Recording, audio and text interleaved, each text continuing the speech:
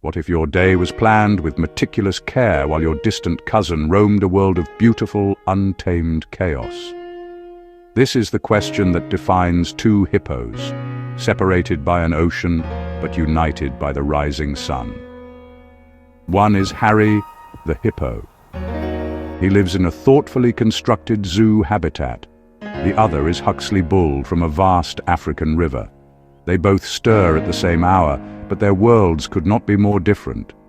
One greets gentle routine and guaranteed sustenance. The other faces instinct, opportunity, and the hum of the wild. Harry's morning begins with a familiar sound. A gate clang. A cheerful voice calls his name. His trusted keeper approaches with a large bucket.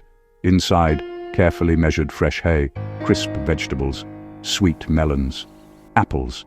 Harry ambles to the trough, head bobbing in anticipation. He knows this meal will be here tomorrow, as it was yesterday.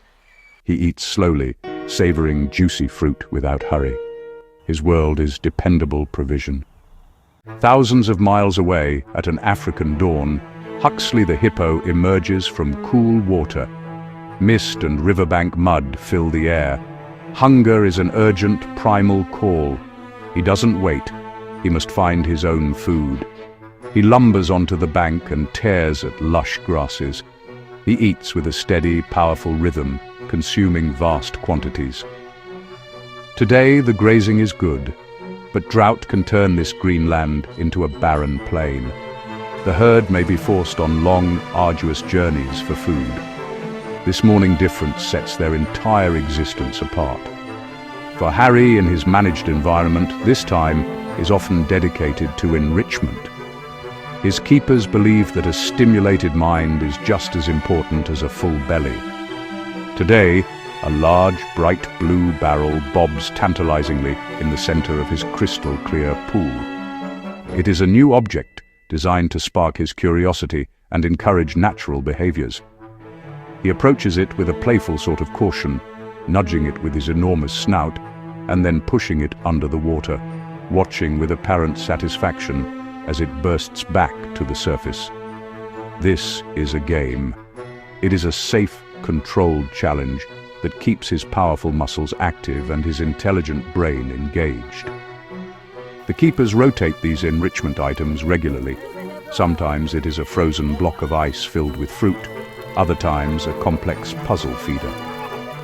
These activities prevent boredom and mimic the problem-solving scenarios a hippo might face in the wild, but without any of the genuine danger. Meanwhile, Huxley the Hippo's mid-morning is also a time of engagement, but the stakes are unimaginably higher. The river is a shared territory, and one of its most formidable residents is the Nile crocodile. The midday sun beats down over the manicured zoo over the sprawling African savanna. This is when a hippo's semi-aquatic nature becomes most essential. Harry makes his way to the edge of his expansive pool. Pristine water, circulated through powerful filters, filtration system machinery. He slides in with surprising grace, cool, clean water enveloping his thick hide. A temperature-controlled sanctuary for comfort and health. From an underwater viewing window, visitors watch him glide through blue water, a silent, weighty dancer. The clarity serves another purpose.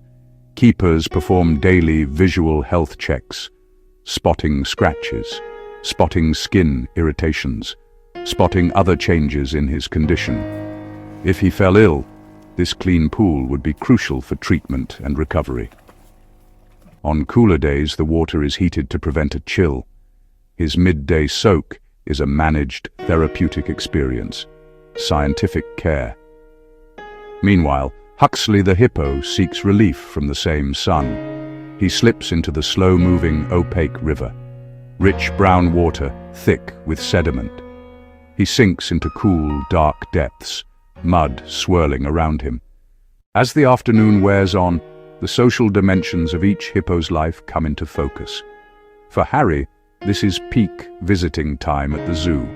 A crowd of excited children. Curious adults gather around his habitat. Their faces, full of wonder, press against the safety glass. He hears the murmur of their voices, the occasional delighted squeal.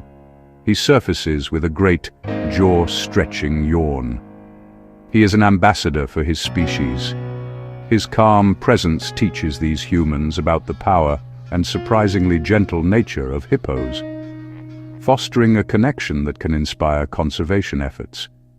Harry is accustomed to the attention. He might drift closer to the viewing window, his dark eyes seeming to gaze back at the small, upturned faces.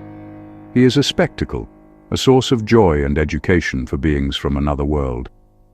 This interaction, though separated by barriers, is a form of social life. He is the center of a community of admirers. While he doesn't have a herd of his own kind to contend with, he has a relationship with these daily visitors, and, more importantly, with the keepers who provide his every need. Predictable, peaceful, uniquely cross-species. As twilight descends, painting the sky in shades of orange and purple, the day's final chapter begins for both hippos. In the zoo, a sense of calm settles over the grounds. The last of the visitors have departed.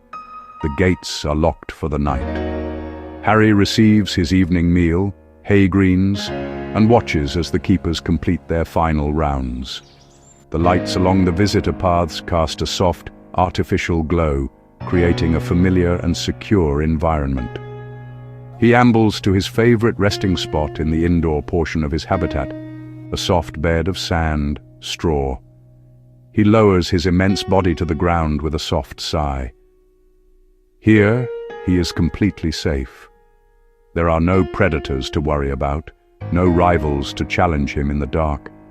The only sounds are the gentle hum of the building systems, the distant noises of the city. He can surrender to a deep, untroubled sleep, his breathing slow and rhythmic. His rest is guaranteed to be peaceful, a period of complete rejuvenation under the watchful, if remote, eye of his human caretakers. Across the globe, as darkness envelops the African landscape, Huxley the Hippo's world transforms. He and his herd prepare to leave the relative safety of the river for their nightly grazing expedition on land. This is when they are most vulnerable. Lions, hyenas. The great predators of the savannah are on the hunt, and a hippo separated from its pod is a potential target. The night air is alive with a symphony of sounds, the chirping of insects, the distant call of a hunting lion, the rustle of unseen creatures in the grass. Huxley. The hippo does not sleep in the same profound way as Harry. His rest comes in shorter, lighter bursts. Even when he appears to be dozing, his senses remain on high alert. He must be ready to react in an instant, to charge, to defend, or to retreat back to the water. His sleep is a calculated risk, a necessary state of vulnerability balanced against the constant need for vigilance. The stars above are his only ceiling, and the sounds of the wild are his constant companions. One sleeps in a locked room, the other rests under an open and often dangerous sky. Both hippos live full lives, yet they exist in separate realities.